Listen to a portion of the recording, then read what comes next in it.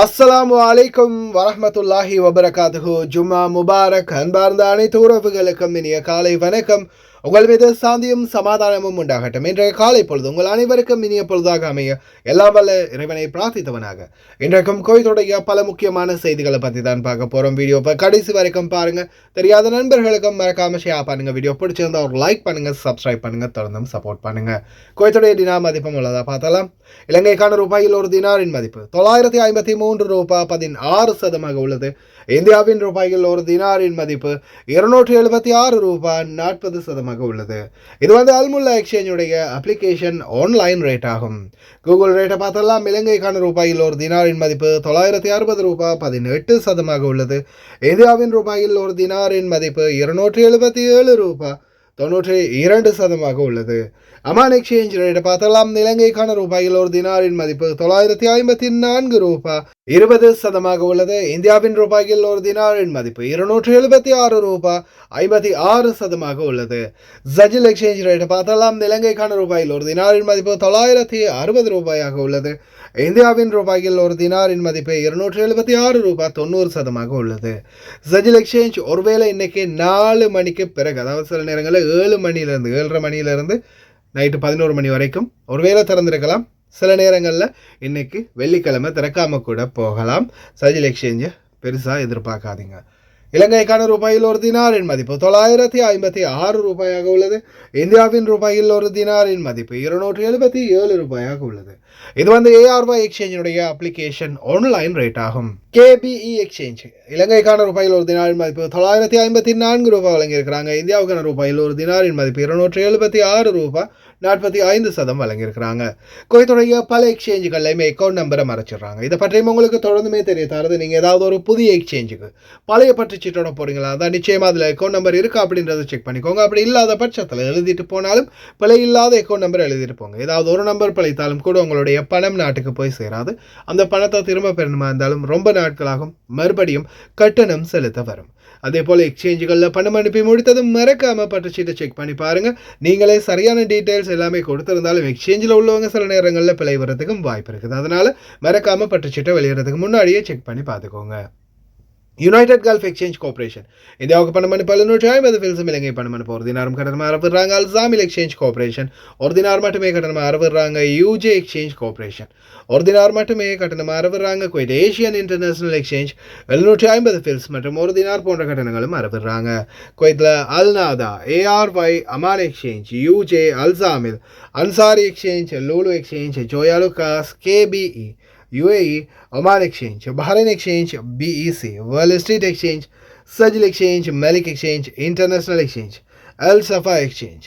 இது போன்ற இன்னும் பல எக்ஸ்சேஞ்சுகள் இருக்குது. ஒவ்வொரு எக்ஸ்சேஞ்சுகள்லையும் ஒவ்வொரு விதமான கட்டணங்கள் இருக்குது. குறிப்பாக ARY எக்ஸ்சேஞ்சை பொறுத்த வரையில் 900 ஃபீல்ஸ் மற்றும் 750 ஃபீல்ஸ் போன்ற கட்டணங்கள் தான் அறவிடுறாங்க.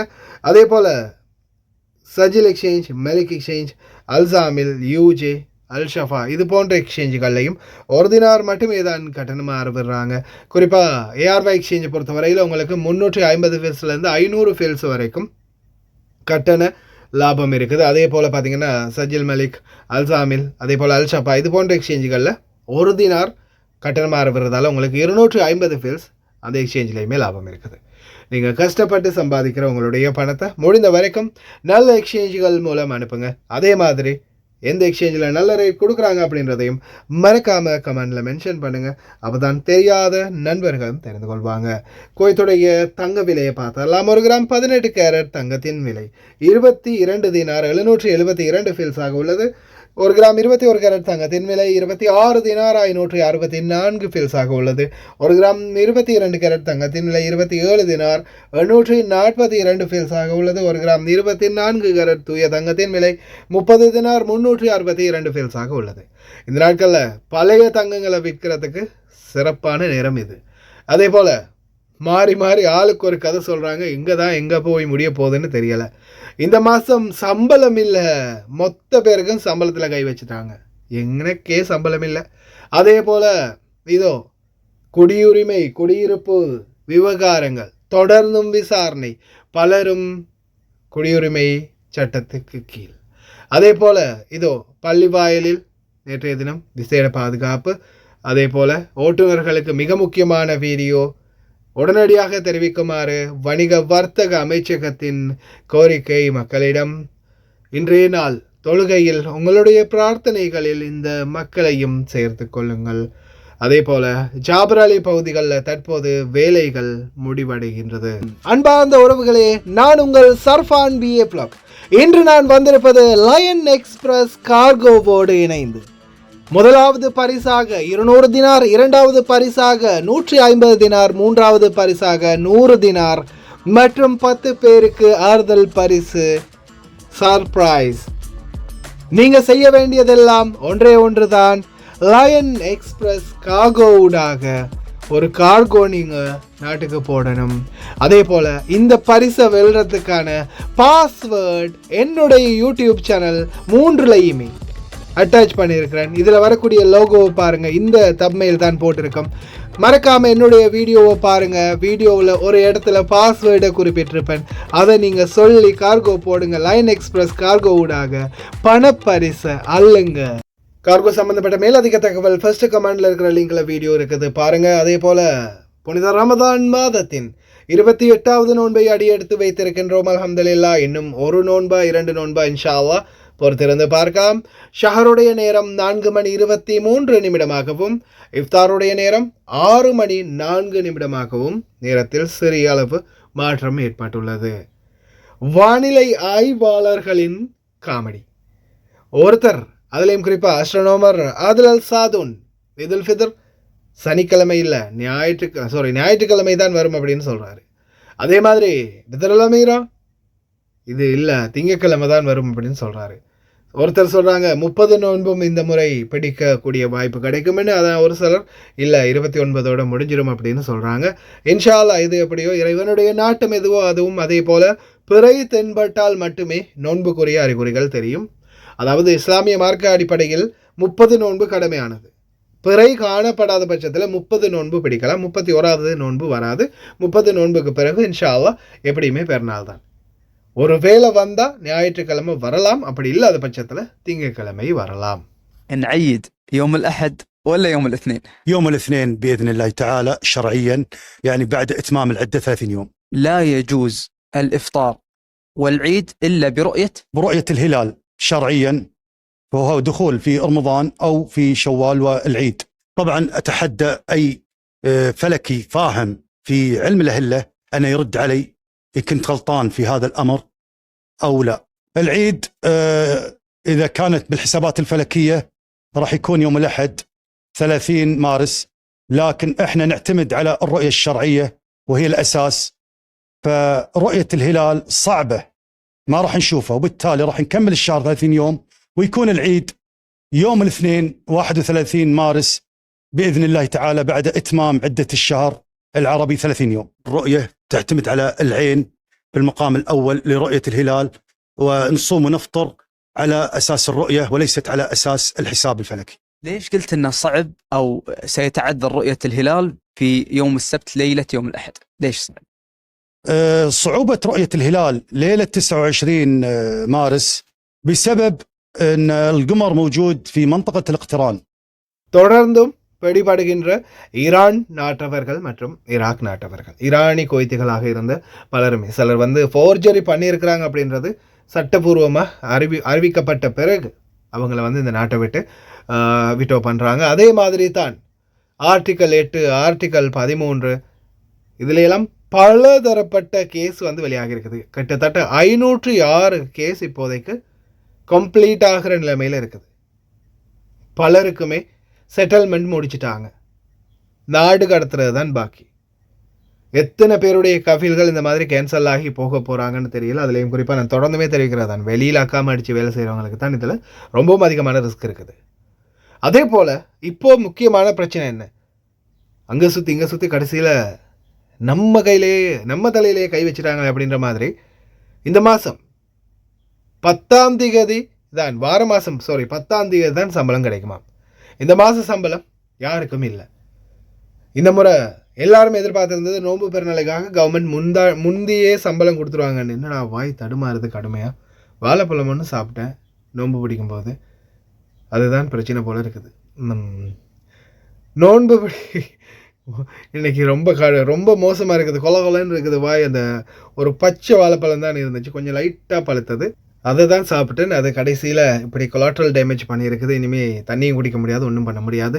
நோன்பு பிடிச்சாச்சு, இன்ஷா அல்லாஹ் வாரதை அட்ஜஸ்ட் பண்ணிக்கோங்க மக்களே. சரி, வாங்க இந்த பிரச்சனையை முடிச்சிடலாம். கடைசியில் வேற எங்கேயும் இல்லை, என்னுடைய பாபா தம்பி இந்த மாதம் ஐ எம் ரியலி சாரி காசு இல்லை அப்படின்னு சொல்லிட்டாரு. ஏன்னா அக்கௌண்ட் மேனேஜ் நம்மள்கிட்ட இருக்கிறதால இந்த மாதம் நிறைய காசுகளை எடுத்து என்ன பண்ணாங்க, நோன்புக்காக செம்மையாக செலவு பண்ணிட்டாங்க. ஆனால் எதிர்பார்த்தது இன்ஷா அல்லாஹ் எப்படியுமே நோன்பு பெருநாளைக்கு முன்னாடியே கவர்மெண்ட் சல்லி போட்டுருவாங்க, பணத்தை போட்டுருவாங்க அப்படின்னு தான் எதிர்பார்த்தது. கடைசியில் வச்சாங்க பாருங்க ஆப்பு. இந்த மாதத்துக்குரிய சம்பளம் எதிர்வரும் 10ஆம் தேதி தான் கிடைக்கும் அப்படின்னு சொல்லிட்டாங்க. இதை நிறைய பேர் என்கிட்ட பர்சனலாகவே மெசேஜ் பண்ணியிருந்தாங்க. இந்த மாதம் சம்பளம் இல்லைன்னு சொல்கிறாங்க, என்ன பிரதர் இப்படி பண்ணிட்டாங்க, பெருநாள் நாளையில் இப்படியெல்லாம் செய்கிறாங்களே, பாருங்களேன் 10ஆம் தேதி தான் சம்பளம் தருவாங்கன்னு சொல்கிறாங்க, நாட்டுக்கு குழந்தைகளுக்கு உடுப்பெடுக்கிறதுக்கு எதை அனுப்புறது அப்படின்ற மாதிரி சிலர் உண்மைக்குமே கம்ப்ளைண்ட் பண்ணியிருந்தாங்க. உண்மையிலே அது ரொம்பவும் கவலைக்குரிய விடயம். ஏன்னா எல்லாருமே எதிர்பார்த்துருந்தது இந்த பெருநாள் நெருங்க கிட்டவோ எப்படியுமே சம்பளம் கிடைச்சிரும் அனுப்பிடலாம் அப்படின்னு, இல்லை ஏர்லியாக சரி வாங்கிடலாம் அப்படின்னு. நானும் அப்படித்தான்ப்பா எதிர்பார்த்தேன். கடைசியில் நம்ம பாபா இந்த மாதிரி சொல்லிட்டாரு, இந்த பஞ்சாயத்து எதில் வந்துச்சுன்னா இந்த மாதிரி பெருநாளைக்கு என்ன பாபா, பெருநாளைக்கு கடையில் சாப்பாடு ஆர்டர் பண்ணுறதில்ல வீட்டில் சமைக்கிறதா அப்படின்னு நம்ம வீட்டில் வேலை பார்க்குற சகோதரி கேட்கும்போது, கடையிலையா, காசுக்கு எங்கே போகிறதுப்பா, கடையிலலாம் இல்லை, இந்த வாட்டி வீட்டிலேயே தான் சமைக்கணும் அப்படின்ட்டாரு. ஏன் என்னென்னு பார்க்கும்போது தான் கடைசியில் அக்கௌண்ட் எல்லாமே ஜீரோவில் தான் இருக்குது. மொத்த பணத்தையும் நோன்புக்குள்ளேயே வலிச்சு தொடச்சிட்டாங்க. இனி எதுவும் இல்லை இன்ஷா அல்லாஹ். இனிமேல் ஆக்குமா தென்சில் மாஷ் அப்படின்றது தான். உங்களுக்கு ஒரு சோர்ஸை போட்டு காட்டலான்னு நினைக்கிறேன், இருங்க. மேடத்துக்கு ஒரு மெசேஜ் போட்டேன், சாமான் கொஞ்சம் வாங்கணும், செமியோவில் இருக்கிறேன், லிங்கில் காசு கொஞ்சம் அனுப்ப முடியுமான்னு. பதில் என்ன தெரியுமா? بعد لا يشتري شيء، ترى كرت ماما ما في فلوس، اي شيء يشتري لا تقول لي حولي، انا ما في فلوس، ماما ما في فلوس، لا يشتري شيء، انطر لي يومين خليه ينزل معاش. بعد لا يشتري இதுதான் எனக்கு கிடைச்ச பதில். என்ன பண்ணுறது, கொஞ்சம் அட்ஜஸ்ட் பண்ணி தான் ஆகணும். இந்த மாதம் நோ மணி. இவ்வளோ ப்ரூஃபோட இவ்வளோ தெளிவாக எடுத்து சொல்கிறதுக்கு காரணம் என்னென்னா, நிறைய பேர் இப்போ என்னடா இவங்களுக்கெல்லாம் எவ்வளோ கஷ்டப்பட்டு நம்ம வேலை செய்கிறோம், கடைசியில் நம்மளுக்கு இந்த டைமில் பார்த்து சம்பளத்தை எப்படி தராமல் வஞ்சகம் மாட்டாங்களே அப்படின்னு நினைப்பீங்க. ஆனால் உண்மையான சிச்சுவேஷன் அதுதான், அவங்களுக்கு உண்மைக்குமே சம்பளம் வரலை, அதுதான் நிலைமை. இந்த முறை யார் என்ன மாதிரியெல்லாம் தருவாங்க அப்படின்னு கடைசியில் எதிர்பார்த்தா, என்னப்பா இப்படி பண்ணிட்டீங்க, பெருநாளை கூட எதுவும் வாய்க்காதோ அப்படின்ற மாதிரி தான் நிலைமை இருக்குது. பார்க்கலாம் என்ன தான் நடக்குதுன்னு. இதோ மினிஸ்டர் ஆஃப் காமர்ஸ் இண்டஸ்ட்ரி மறுபடியும் ஆரம்பிச்சிருக்கிறாங்க. கடந்த 25ஆம் தேதியிலேருந்து இந்த என்னது சொல்கிறதுக்கு அந்த லக்கி ட்ராவை சுழற்றுறதை ஆரம்பிச்சிருக்கிறாங்க. எந்த பிரச்சனையும் இல்லாமல் போயிட்டுருக்குது. இது வரைக்கும் குவைத்திகள் மற்றும் குடியிருப்பாளர்கள்னு பலருமே கைது பண்ணப்பட்டிருக்கிறாங்க. இதில் பல ஊழல்கள் வெளிவந்ததாகவும் தெரிவிச்சிருக்கிறாங்க. ஊழல்கள் அனைத்தும் உடனடியாக கண்காணிக்கப்படும் அப்படின்னும் தெரிவிச்சிருக்கிறாங்க ஆன்டி கரப்ஷன் டிபார்ட்மெண்ட். அதே மாதிரி மினிஸ்ட்ரி ஆஃப் காமர்ஸ் இண்டஸ்ட்ரியினுடைய வெப்சைட் ஊடாகவும் எந்த ஒரு கம்ப்ளைண்ட்டாக இருந்தாலும் அறிவிக்க முடியும் அப்படின்னு தெரிவிச்சிருக்கிறாங்க. பார்க்கலாம், மறுபடியும் சுழற்றுறதை ஆரம்பிச்சிருக்கிறாங்க. இனிமேலாவது நல்லபடியாக நேர்மையாக செஞ்சு யாராவது நல்லவங்களுக்கு போய் அந்த பரிசு கிடைக்கணும். இறைவனுடைய நாட்டம் யாருக்கு கிடைச்சதோ அவங்களுக்கு. இன்ஷா அல்லாஹ் இன்றைய ஜும்மா தொழுகையில் முடிந்த வரைக்கும் இந்த மக்களுக்காகவும் பிரார்த்தனை பண்ணுங்க. பலஸ்தீனிய மக்கள் அவங்களுடைய அன்றாட உணவு வேலைகளில் கூட இன்றைக்கி ரொம்ப கஷ்டப்படுறாங்க. இந்த நோன்பு புனித ரமதான் மாதத்தில் கூட சரியான முறையில் உணவு கிடைக்காதது உண்மையிலேயே மனதுக்கு மிகவும் வேதனையாக இருக்குது. உதவிக்கரங்கள் எவ்வளோதான் நீட்டுப்பட்டாலும் அந்த நாட்டில் இருக்கிற லட்சக்கணக்கான மக்களில் ஒரு சிலருக்கு தான் அந்த வாய்ப்புகள் கிடைக்கிது. இன்னும் எத்தனையோ பேர் உணவுக்கு கஷ்டப்பட்டு கொண்டு தான் இருக்கிறாங்க. இன்ஷா அல்லாஹ் அவங்களுக்காகவும் பிரார்த்தனை பண்ணுங்கள். உணவுகளை வீண் விரயம் செய்யாதீங்க. மெலிக் ஃபைசால் 50வது ரிங் சாலை ரோட்டு மெயின்டெனன்ஸ் அல் கைதான் அதே போல் அல் ஜஹரா 2 பக்கத்துக்கும் போகக்கூடிய ரோடு க்ளோஸ் பண்ணியிருக்கிறாங்க. காலை 7 மணி வரைக்கும் இன்றைய நாள் ஆரம்பமாகுது. ரோட் மெயின்டெனன்ஸ், ரோடுடைய சமிஞ்சைகள் அதாவது இன்ஸ்ட்ரக்ஷன்களை மார்க் பண்ணுறதுக்காக. அதே போல் ஜாபர் அல் அலி பகுதிகளிலையும் வேலை திட்டங்கள் மிகவும் விரைவாகவே நிறைவேற்றப்பட்டு வருகின்றது. பல இடங்கள்லையுமே வீதிகளை புனரமைச்சிக்கிட்டு வராங்க. மாஷா அல்லாஹ். அப்துல்லா முபாரக் மாதிரியே தான் ஜாபர் அலி பள்ளம் படுகொலியாக இருந்துச்சு பல பகுதிகளிலையும். பார்க்கலாம் இன்ஷா அல்லாஹ் இனி வரும் நாட்களையாவது ரோடு கிளியராகி இருக்குதான்னு.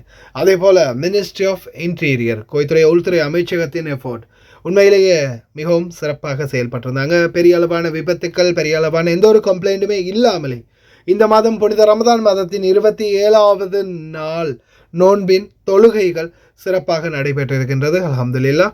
அதே போல் பாதுகாப்பு நடவடிக்கைகளும் ரொம்ப தீவிரமாக இருந்துச்சு. போன வருடத்தையும் விட, கடந்த வருடங்களையும் விட அதிகமான தொழுகையாளர்கள் இம்முறை இரவு நேர பிரார்த்தனைகளுக்கும் தொழுகைக்கும் கலந்து கொண்டுள்ளதாகவும் தெரிவிச்சிருக்கிறாங்க. அதே போல் இந்த முறை பாதுகாப்பு நடவடிக்கைகளில் ரொம்பவும் தீவிரமாக செயல்பட்டிருக்கிறாங்க உள்துறை அமைச்சகம். அதே போல் ஓட்டுநர்களை 1109 சர்வலைன்ஸ் கேமரா மானிட்டர் ஆகிட்டு இருக்குது ஒவ்வொரு பகுதிகளிலையும். எதிர்வரும் ஏப்ரல் மாதம் 22ஆம் திகதிக்கு பிறகு வரக்கூடிய புதிய சட்டங்கள் அமலுக்காகும் போது உங்களுடைய சம்பளங்களில் தான் இனிமேல் கஃபீல்கள் கை வைப்பாங்க. கொஞ்சம் மிஸ்டேக் ஆகினாலும் அதால் முடிந்த வரைக்கும் கவனமாக இருங்க. தயவு செய்து வீடியோவை ஃபுல்லாகவே கொஞ்ச நேரம் டைம் எடுத்து பாருங்க ஓட்டுநர்களை கேமராவுடைய வேலை. البعض كون انه ما في دوريه عند الاشاره يستخدم تليفونه. هذه الكاميرا اسمها كاميرا الضبط المروري الثابته. شهر يفصلنا عن تطبيق قانون المرور الجديد. تقريرنا اليوم مختلف، راح نبين من خلاله جميع انواع الكاميرات المروريه والمخالفات اللي ترصدها.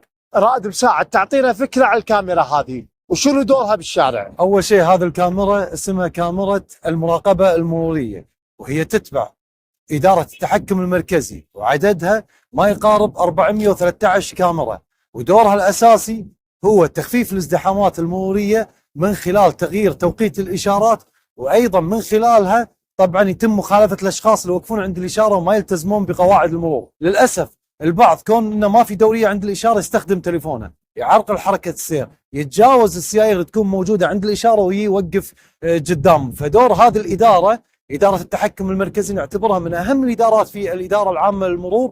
لاحظنا ان عندهم مخالفه لمخالفه الاستداره الكاميرا هذه، واللي الناس يعتقدون انها كاميرا من الكاميرات الذكيه. غير صحيح طبعا. هذه الكاميرا مو كاميرا الذكاء الاصطناعي والحديثه التي ترصد المخالفات بالذكاء الاصطناعي. هذه الكاميرا اسمها كاميرا الضبط المروري الثابته، وموجوده على الطرق الرئيسيه والمناطق الداخليه، وعددها ما يقارب 421 كاميرا، ودورها الاساسي هو رصد مخالفات السرعه فوق المعدل وتجاوز الاشاره الضوئيه الحمراء. يا اخوان طبعا تخضع للتدقيق. عندنا اداره مختصه انها تراقب هذه الفيديوهات اللي موجوده من خلال التصوير. في حال تم مشاهدتك من خلال الفيديو ما كنت رابط حزامك الامان ومستخدم التليفون، يتم اضافه المخالفات هذه لك وتنزل طبعا ما بين 2 إلى 3 أيام، لانها تعتبر مخالفه مروريه غير مباشره. رائد مساعد تكلمنا عن الكاميرات هذه ومدلولها. هذه الكاميرات اسمها الكاميرات الحديثة اللي ترصد المخالفات بالذكاء الاصطناعي، موجودة على الطرق الرئيسية والمناطق الداخلية، وعددها ما يقارب 252 كاميرا موجودة عندنا في دولة الكويت. ودورها الأساسي هو رصد مخالفات استخدام الهاتف باليد أثناء القيادة، وأيضا عدم ربط حزام الأمان. معلومة مهمة بالنسبة لعدم ربط حزام الأمان، دور هذه الكاميرا أنها ترصد اللي قاعد يسوق السيارة واللي قاعد يمه، وتنزل المخالفة على مالك المركبة اللي باسم السيارة، لأنها تعتبر مخالفة مرورية غير مباشرة. رائد مساعد عندنا بعد نوعين من الكاميرات، اللي هي كاميرا بوينت تو ذا بوينت وموقعها وشنو مخصصة بشنو، وأيضا في كاميرات سيارات متنقلة نشوفها. هذه شنو نوعية هذه الكاميرات؟ أول شيء السيايير المتنقلة اسمها كاميرات الضبط المروري المتنقلة. كاميرات الضبط المروري المتنقلة اللي هي السيايير المتنقلة، وموجودة طبعا على الطرق الرئيسية، وعددها ما يقارب 18 كاميرا موجودة، ودورها الأساسي مثل ما بلغنا السرعة فوق المعدل، ومثل ما بلغناكم أيضا تخضع للتدقيق.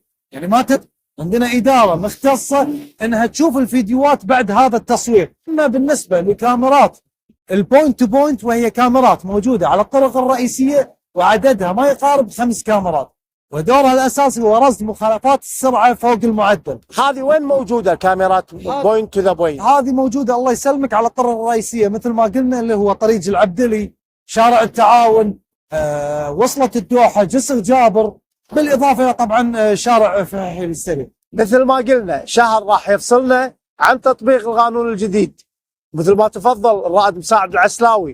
الكاميرات الحديثه قاعد تراقب ادق تفاصيل المخالفات. நம் கைகளில் எதுவும் இல்லை, எல்லாம் அவன் செயல் அப்படின்ற மாதிரி. நம்ம எதுவும் பண்ணுறதில்ல, எல்லாமே கேமராவே மானிட்டர் பண்ணி எல்லாமே ஓகேவா பக்காவாக ரெடி பண்ணி அவங்களுக்குரிய முக்காலஃபா எவ்வளவு, அபராதம் எவ்வளவு, அவங்க என்ன விதிமீறல் பண்ணியிருக்காங்க, எந்த நேரம், எந்த டேட், எந்த ஏரியா, டோட்டல் இன்ஃபர்மேஷனை வந்து வாகன உரிமையாளர் யாரோ அவங்களுக்கு வந்து உடனே சஹல் மூலமும் நோட்டிஃபிகேஷன் மூலமும் போயிடும். அதாவது உங்களுடைய கஃபீலுக்கு உங்களுடைய கேமரா அடிபட்ட சில வினாடிகள்லேயே மெசேஜ் போயிடும், இவ்வளோ முக்காலஃபா இந்த இடத்துல இந்த மாதிரி விதிமீறல் பண்ணியிருக்காங்க அப்படின்னு. வீட்டுக்கு தெரியாமல் களவுல வண்டி எடுத்துகிட்டு போய் இந்த மாதிரி பிடிப்பட்டாலும் பிரச்சனை தான். அதே மாதிரி அவங்க சொல்லாத ஏரியா இல்லை அவங்களுக்கு சம்மந்தம் இல்லாத ஒரு ஏரியாவில் நீங்கள் போய் கேமரா அடிபட்டிருந்தாலும் உங்களுக்கு அதுவும் பெரிய ஒரு ரிஸ்க் அமையும். அதே போல் தயவு செய்து ரொம்ப கவனம். இனி வரும் காலம் 100 dinar, 200 dinar, 300 dinar, 150 dinar, 75 dinar, ஒவ்வொரு முக்காலஃபாவுடைய அமௌண்ட். சம்பளத்தை பாதுகாக்கணும்னா ரூல்ஸை மதிங்க, கவனமாக நடங்க. குவைத்துகளை பற்றி நம்மளுக்கு டோன்ட் கேர், நம்மளுடைய சம்பளத்தை நம்ம தான் பாதுகாக்கணும். ரொம்ப கவனமாக இருங்க. கடைசி வரைக்கும் பார்த்த எல்லாருக்குமே ரொம்ப நன்றி. தெரியாத நண்பர்களுக்கு மறக்காமல் ஷேர் பண்ணுங்கள். வீடியோ பிடிச்சிருந்தா ஒரு லைக் பண்ணுங்கள், சப்ஸ்கிரைப் பண்ணுங்கள், தொடர்ந்தும் நம்ம சேனலுக்கு சப்போர்ட் பண்ணுங்கள்.